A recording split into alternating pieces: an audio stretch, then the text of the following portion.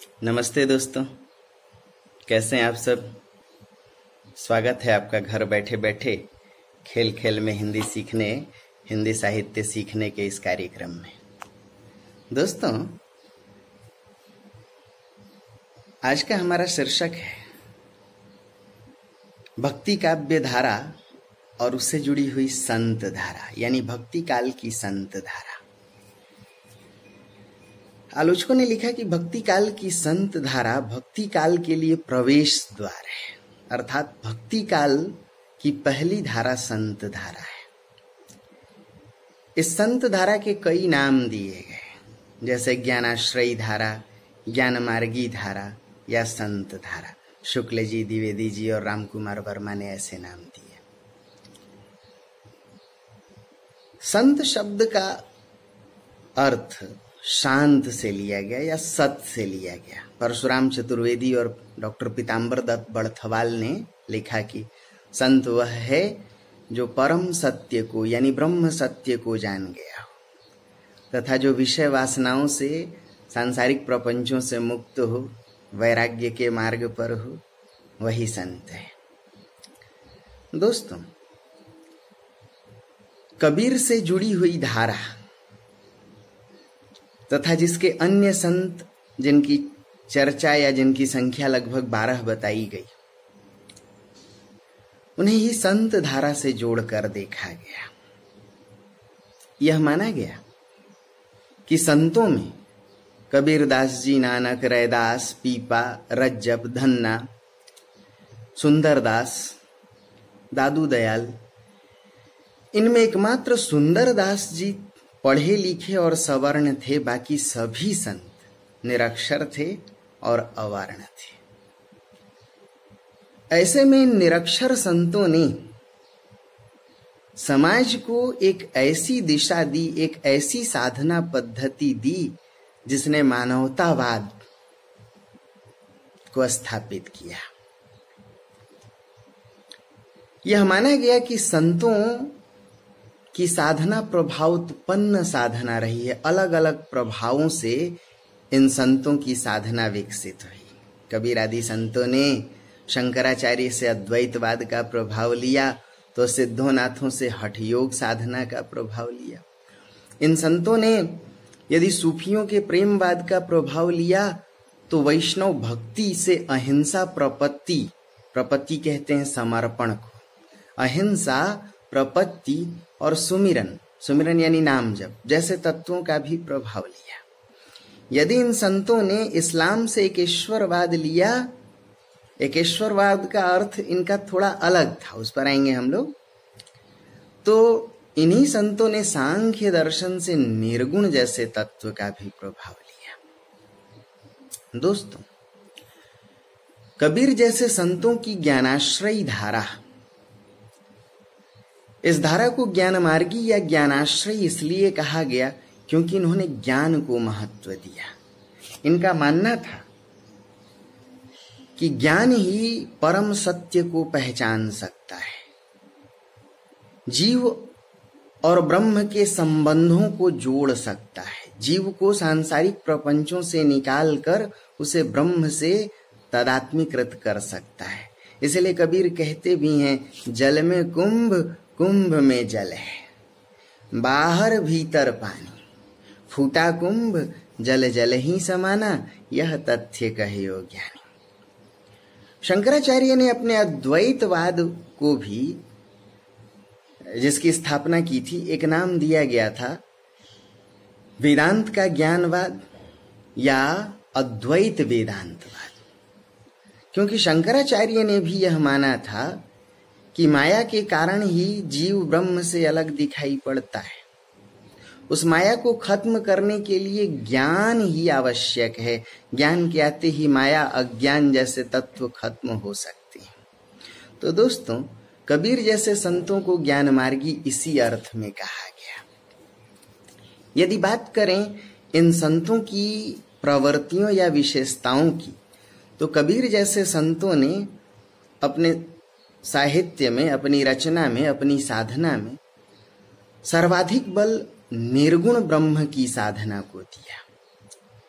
निर्गुण का अर्थ गुणों से परे होता है। गुण कहते हैं विशेषता को, किसी पदार्थ के धर्म को, जिसे हम छू कर, देख कर, सूंघ कर, जीभ से स्वाद लेकर के समझ सकें, ऐसी सभी वस्तुओं को गुण युक्त पदार्थ कहते हैं। लेकिन जिसे हम छू नहीं सकें, देख नहीं सकें, अर्थात जो इंद्रियों से परे हो, अनदेखा हो, अनजाना हो, ऐसी सभी सत्ता को निर्गुण कहते हैं। दोस्तों, जो इंद्रियों का विषय न हो, अर्थात उसका हम रूप नहीं देख सकते, इसलिए निर्गुण ब्रह्म अरूपात्मक है। हम उसे देख नहीं सकते, इसलिए अदृश्य है। यह माना गया कि निर्गुण ब्रह्म अवतार और लीला नहीं लेता। अवतार यानी जन्म, लीला यानी कर्म। जो जन्म और कर्म से परे हो तो समझिए उसके सामाजिक संबंध भी नहीं होंगे, उसके माता पिता भी नहीं होंगे, अर्थात उसकी कोई कथा भी नहीं होगी, कोई रंग रूप आकार कथा नहीं होगी। जिसकी कथा न हो ऐसा ब्रह्म अकथ्य होगा। जिसका कोई विकल्प, भाई जन्मा है तो रूपाकार होगा तो विकल्प भी होगा। जिसका कोई विकल्प न हो वह निर्वैकल्पिक होगा। उसकी कोई उपमा ही न दी जाए। वस्तु है तब तो उपमा देंगे, है ही नहीं तो उपमा क्या देंगे। इसलिए निर्गुण ब्रह्म अनुपम है। इन संतों ने निर्गुण ब्रह्म को क्यों लिया, इसका एक सामाजिक उद्देश्य रहा है। दोस्तों, मध्यकालीन सामंती समाज में संप्रदाय, जाति और धर्म के नाम पर समाज विभाजित था और इसके मूल में ईश्वर था, क्योंकि मध्यकाल में सभी मूल्यों का नियामक धर्म था। धर्म के केंद्र में ईश्वर था। ईश्वर को ही सृष्टिकर्ता माना गया। अब ईश्वर ही पिता है और मान लीजिए पिता ही अलग अलग विभाजित है तो उसकी संतानें यानी मानवता भी विभाजित होगी। कोई हिंदू होगा, कोई मुसलमान होगा। इसलिए कबीर जैसे संतों ने निर्गुण ब्रह्म की साधना को महत्व दिया। यह निर्गुण ब्रह्म अजन्मा है तो रूपाकार है ही नहीं, तो उसे बांटेंगे कैसे। इसीलिए कबीर ने कहा भी कि राम रहीम तो एक है। इन्होंने ईश्वर के भेद को खत्म करने के लिए निर्गुण को अपनाया। और जब ईश्वर एक है, पिता एक, तो उसकी संतान भी एक होगी। इन्होंने निर्गुण को एक मानवता के लिए, बंधुत्ववाद के लिए, विश्व मानवता के लिए अपनाया। इसलिए कहा भी एक बूंद ते विश्व रच्यो है। एक ही ब्रह्म से पूरी सृष्टि उत्पन्न हुई है, को बाभन को सूत्रा। इसलिए इन्होंने माना कि हिंदू तुरक का करता है, क्या हिंदू क्या मुसलमान, सबका रचयिता एक है। दोस्तों, निर्गुण ब्रह्म को अपनाने की एक और वजह थी। इन संतों ने इस बात पर बल दिया कि उस समय सामंती समाज में जो साधना थी वह कर्मकांड मूलक थी।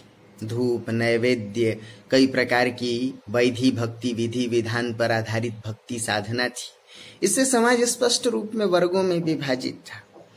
निर्गुण साधना भीतर भीतर की गई साधना है, योग के द्वारा। हठ योग आपने सुना होगा, कुंडलिनी को जगा के महाकुंडलिनी, भीतर ही ब्रह्म, जोई जोई पिंडे, सोई सोई ब्रह्मांडे, भीतर ही ब्रह्म है, भीतर ही जीव है। तो योग के द्वारा निर्गुण साधना की जाती है। निर्गुण साधना के माध्यम से इन्होंने ईश्वर को मंदिर मस्जिद से निकालकर घट घट व्यापी बना दिया। और तब कबीर जैसे संतों ने लिखा भी, मोको कहाँ ढूंढे रे बंदे, मैं तो तेरे पास में, ना मैं मंदिर, ना मैं मस्जिद, ना काबा कैलाश में। लिखा, कस्तूरी कुंडल बसे मृग ढूंढे बनमाई। तो दोस्तों, निर्गुण धारा की पहली विशेषता निर्गुण ब्रह्म की उपासना एक तरफ ईश्वर के भेद को खत्म करती है, सामाजिक हिंसा घृणा को खत्म करती है, सामाजिक समन्वय की बात करती है। अब जाहिर सी बात है कि जहां निर्गुण ब्रह्म की साधना होगी तो संत धारा की दूसरी विशेषता रहस्यवाद के रूप में उभर के आएगी। बोलिए मेरे साथ, जहां भी साधना निर्गुण होगी, ब्रह्म का स्वरूप निर्गुण होगा, वहां रहस्यवाद की उत्पत्ति होगी। निर्गुण ब्रह्म यदि जन्म कर्म से परे है, अवतार लीला से, अजन्मा है, अकथ्य है, सामाजिक संबंध नहीं है उसके, उसकी कथा नहीं, तो भाई ऐसा ब्रह्म कैसा होगा? आंखों से देखा नहीं, जाना नहीं, तो अनदेखा अनजाना सा, पगला सा, दीवाना सा। गाना तो सुने होगे ना, जाने वो कैसा होगा रे। जरा समझिए, जो ब्रह्म भीतर भीतर तो मिले लेकिन उसे आंखों से देख ना सके, इसलिए कबीर कहते हैं, पार ब्रह्म को तेज का कैसा है उन्मान, कहिबे को शोभा नहीं, देखिया ही परमान। यह निर्गुण ब्रह्म भीतर भीतर अनुभूति का विषय तो है, लेकिन इसकी अभिव्यक्ति नहीं की जा सकती। यह कथ्य नहीं, यह चर्चा का विषय नहीं। तो दोस्तों, जहां भी निर्गुण साधना उत्पन्न होगी, ब्रह्म निर्गुण होगा, वहां रहस्यवाद आएगा। रहस्य का सीधा अर्थ होता है गुप्त, गोपनीय, भीतर जो प्रकट ना हो, है लेकिन दिखाई ना पड़े। इसलिए आचार्यों ने, आलोचकों ने रहस्यवाद की अलग अलग प्रक्रिया परिभाषा दी। आचार्य शुक्ल कहते हैं, अज्ञात के प्रति प्रणय निवेदन, अज्ञात के प्रति जिज्ञासा, जो भीतर है, भीतर भीतर उस ब्रह्म से प्रेम किया जाना ही रहस्यवाद है। आचार्य हजारी प्रसाद द्विवेदी ने लिखा कि जब जीवात्मा ससीम सत्ता, जिसकी सीमा हो, हम और आप, सीमा है, डायमीटर है, असीम सत्ता से, निर्गुण ब्रह्म से भीतर ही भीतर निरंतर प्रेम के लिए करे। अब जरा समझिए, कुंडलिनी जागरण, महाकुंडलिनी से मिलन, मूलाधार चक्र से लेकर ब्रह्म चक्र तक की साधना, यानी इसलिए आलोचकों ने लिखा कि दर्शन के क्षेत्र में जो अद्वैत, अद्वैत, द्वैत यानी अलग, अद्वैत यानी मिल जाना, एकाकार हो जाना, ब्रह्म जीव का एक हो जाना, भीतर ही भीतर ब्रह्म जीव का मिल जाना, दर्शन के क्षेत्र में जो अद्वैतवाद है, वही साधना के क्षेत्र में रहस्यवाद, यानी रहस्यवाद कुछ और नहीं, भीतर की साधना, आंतरिक आंतरालिक साधना है। इसलिए डॉक्टर राम कुमार वर्मा ने लिखा भी कि जब जीवात्मा ब्रह्म से अपना शांत और निश्चल संबंध बनाए, जिससे दोनों का पार्थक्य खत्म हो जाए, भेद खत्म हो जाए, यानी भीतर भीतर दोनों मिल जाए, यही रहस्यवाद है। तो दोस्तों, जो अद्वैतवाद है वही रहस्यवाद है, अर्थात निर्गुण ब्रह्म की साधना ही रहस्यवादी साधना है।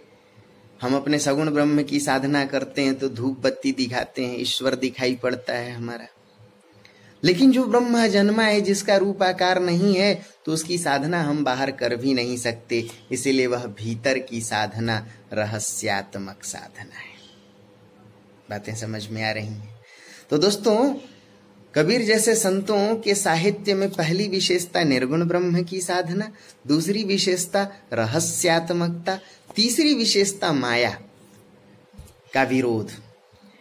कबीर जैसे संतों ने माया का विरोध किया।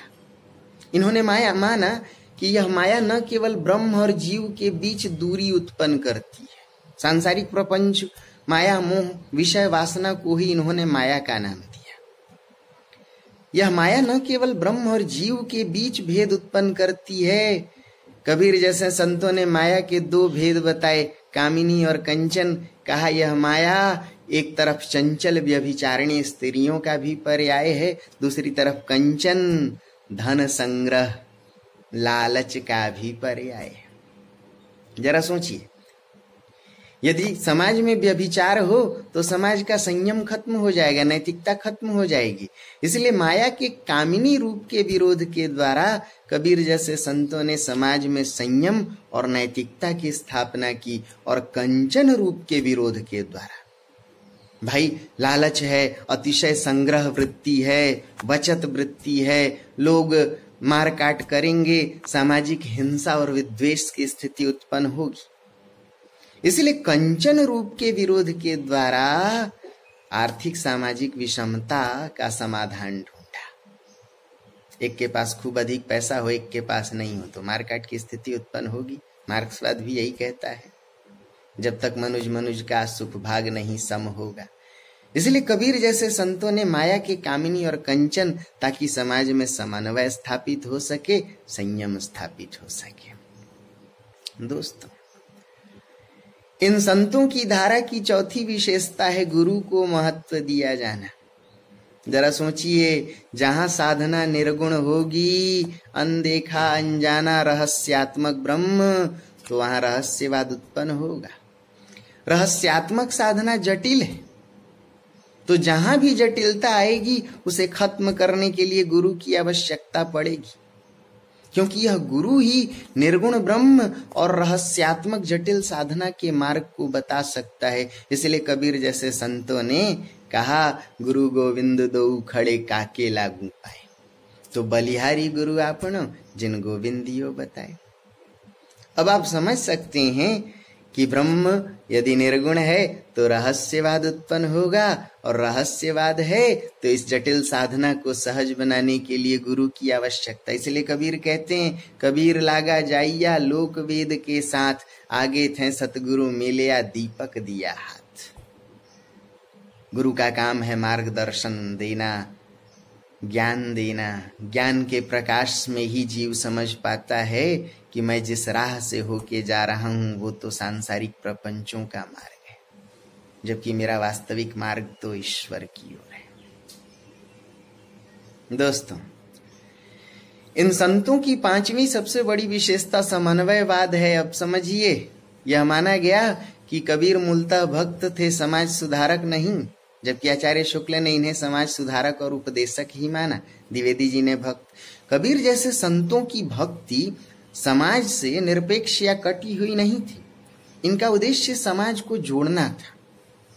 इसलिए यह माना गया कि इनकी भक्ति एक नैतिक चेतना का प्रसार करती है, और उस समय के समाज की रूढ़ियों को, कर्मकांडों को, तीर्थाटन को, मूर्ति पूजा को, जाति, संप्रदाय, हिंसा, घृणा आदि को सभी स्तरों पर नकारती है, एक स्वस्थ और स्वच्छ समाज की कामना करती है। इन्होंने ईश्वर को एक करके, राम रहीम को एक करके, एक तरफ समाज को संगठित किया, एक तरफ मानवता की स्थापना की, बंधुत्व की, तो दूसरी तरफ समाज को एक नैतिक दिशा देने की कोशिश की, कर्मकांडों, तीर्थाटनों से मुक्त समाज की कामना की। इसलिए चीखते भी हैं कबीर जैसे संत, चली है कुलबोरनी गंगा नहाए। इसलिए मंदिर और मस्जिद के विरोध में भी हैं, पाहन पूजे हरि मिले तो मैं पूजूं पहाड़, ताते तो चाकी भली जो पीस खाए संसार। मस्जिदों के विरोध में लिखते हैं, कांकर पाथर जोर के मस्जिद लिया चिनाए, ता ऊपर मुल्ला चढ़ी बांग दे क्या बहरा हुआ खुदाए। समझ सकते हैं, कबीर जैसे संतों का विरोध मानव और मानवता से नहीं, बल्कि मानव समाज में व्याप्त रूढ़ियों से था।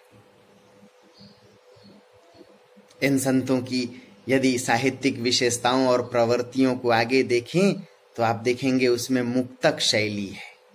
निर्गुण ब्रह्म जन्मा नहीं है, जो जन्मा नहीं उसकी कथा नहीं, जिसकी कथा होगी उसकी तो विस्तृत चर्चा करेंगे, जिसकी विस्तृत चर्चा करेंगे वहां प्रबंधात्मकता आएगी। लेकिन इनका ब्रह्म जन्मा है, कहिबे को शोभा नहीं है, इसलिए इनकी शैली मुक्तक है। दोस्तों, जो रहस्यात्मक ब्रह्म है, भीतर ही भीतर साधा जाने वाला ब्रह्म है, उसकी सीधी चर्चा नहीं कर सकते, इसलिए प्रतीकों और उलटबांसियों का सहारा लेते हैं। कबीर जैसे संतों ने अपनी बात उलटबांसियों में कही। कहते हैं कोई भी अनुभूति तीव्र हो तो उसे सीधे शब्द में नहीं कह सकते। निर्गुण ब्रह्म भीतर की साधना जीव और ब्रह्म के मिलन के माध्यम से साधा गया। रहस्यात्मक साधना, उसकी तीव्र अनुभूतियों को आप सीधे शब्द में, जब आपके दिल पे कोई गहरी चोट हो तो आप सीधे शब्द नहीं लेते। कोई कहता मुझसे दुखी हो तो आप नहीं कहते मैं तुमसे दुखी हूं, आप कहते ना यार मैं तेरे से इतना सुखी हूं, इतना खुश हूं कि क्या बताऊं। ये उलट बांसी, सांसारिक कथन के विपरीत कथन। इसलिए कबीर जैसे संतों ने प्रतीकों और उलट बांसियों का सहारा लिया। कबीर दास की उल्टी वाणी, बरसे कंबल भीजे पानी। अब इनका अर्थ निकालेंगे तो कंबल है गुरु की कृपा और पानी है माया। गुरु का ज्ञान मिल जाए, गुरु की कृपा हो जाए तो माया खत्म हो जाए, और माया के खत्म होते ही ब्रह्म और जीव का भेद खत्म हो जाए, अद्वैत स्थापित हो जाए। दोस्तों, इन संतों ने योग और भक्ति का भी सामंजस्य किया। ये सभी संत निर्गुण संत हठ योगी थे, योग के सहारे आगे बढ़ रहे थे, परंतु इन्होंने देखा कि योग में एक खतरा है। योग में ब्रह्म से जीव भीतर तो मिल लेता है, लेकिन योगी संसार को छोड़ देता है, समाज को छोड़ के पहाड़ों में पर्वतों पे भटकने लगता है। कबीर जैसे संत समाज से कटे हुए नहीं थे, इसीलिए इन संतों का उद्देश्य सामाजिक था। ये भक्त होकर भी समाज की चिंता करते थे, और यही वजह है कि योग में भक्ति को जोड़ा, वैष्णव भक्ति को, रामानंद जी की भक्ति, लेकिन भक्ति में कर्मकांड को नहीं लिया। निर्मल भक्ति, समर्पण मूलक भक्ति, अहिंसा पर आधारित भक्ति, ताकि समाज से जुड़ सके।